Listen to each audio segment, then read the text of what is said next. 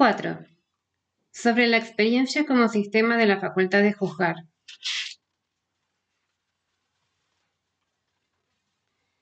En la crítica de la razón pura hemos observado que la naturaleza entera, como el conjunto de todos los objetos de la experiencia, forma un sistema según leyes trascendentales, o sea, leyes que el entendimiento mismo proporciona a priori,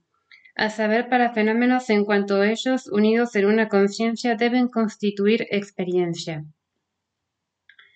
Por esta misma causa, también la experiencia, según leyes tanto generales como especiales, siempre que considerada objetivamente ella sea posible del todo en la idea, debe constituir un sistema de conocimientos empíricos posibles, porque esto lo exige la unidad de la naturaleza, de acuerdo con un principio de la conexión integral de todo aquello que está contenido en este conjunto de todos los fenómenos. En esta medida, la experiencia en general debe ser considerada, pues, según leyes trascendentales del entendimiento como sistema y no como simple agregado. Más de ello no se deduce de la naturaleza sea también, según leyes empíricas, un sistema concebible para la facultad de conocimiento humano y que la conexión integral sistemática de sus fenómenos sea posible a los hombres en una experiencia y esta misma, por lo tanto, como un sistema. Porque la variedad y disparidad de las leyes empíricas podría ser tan grande que, si bien parcialmente no fuera posible enlazar percepciones en una experiencia según leyes especiales ocasionalmente descubiertas, nunca nos sería posible reunir estas leyes empíricas mismas en unidad de parentesco en un principio común, en el caso de que, como es posible en sí, al menos en cuanto el entendimiento puede resolver a priori, la variedad y disparidad de estas leyes, así como de sus correspondientes formas naturales, fuera infinitamente grande y nos mostraran en estas un agregado caótico en bruto y no el más mínimo vestigio de un sistema, aunque este último lo debemos presuponer según leyes trascendentales. La unidad de la naturaleza en el tiempo y el espacio y la unidad de nuestra posible experiencia es una misma cosa, porque aquella unidad es un conjunto de meros fenómenos, modos de representación, que no puede tener su realidad objetiva sino en la experiencia, la que como sistema debe ser posible aún según leyes empíricas. Si nos representamos a aquella según debemos, pues hacerlo como un sistema. Por lo tanto, es un supuesto trascendental subjetivamente necesario que aquella inquietante disparidad ilimitada de leyes empíricas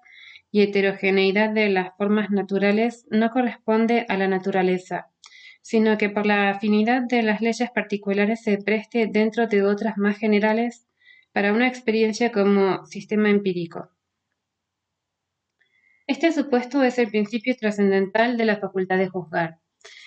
porque esta no es sólo una facultad de comprender lo particular en lo general, cuyo concepto está dado, sino también viceversa, de hallar lo general para lo particular.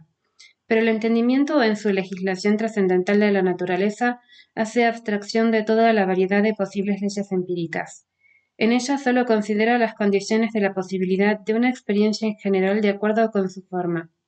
En el entendimiento no se encuentra, pues, aquel principio de la afinidad de las leyes particulares de la naturaleza. Sin embargo, la facultad de juzgar, a la que corresponde reunir las leyes especiales, también de acuerdo con lo que dentro de las mismas leyes generales de la naturaleza ellas tienen de distinto, según leyes superiores, aunque siempre empíricas, debe emplear un principio de esta clase como fundamento de su procedimiento.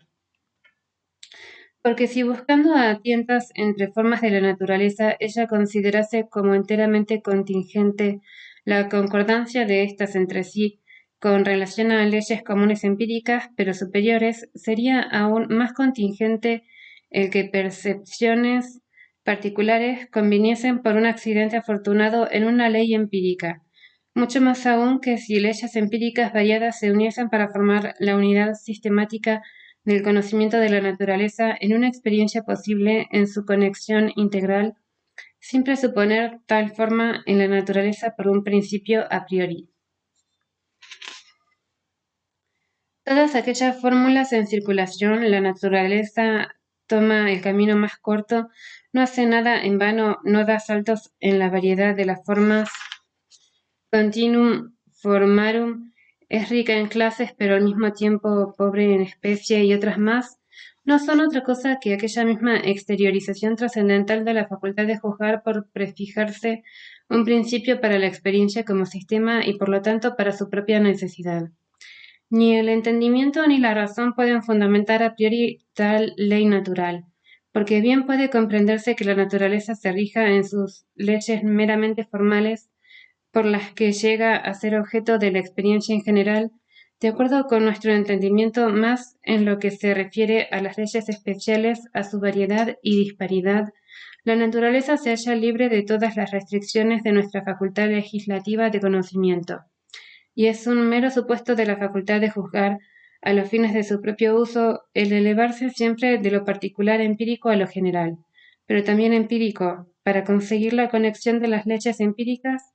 la que establece aquel principio. Tampoco es posible atribuir tal principio en modo alguno a la experiencia, puesto que sólo mediante la presuposición es posible organizar experiencias de una manera sistemática. Fin.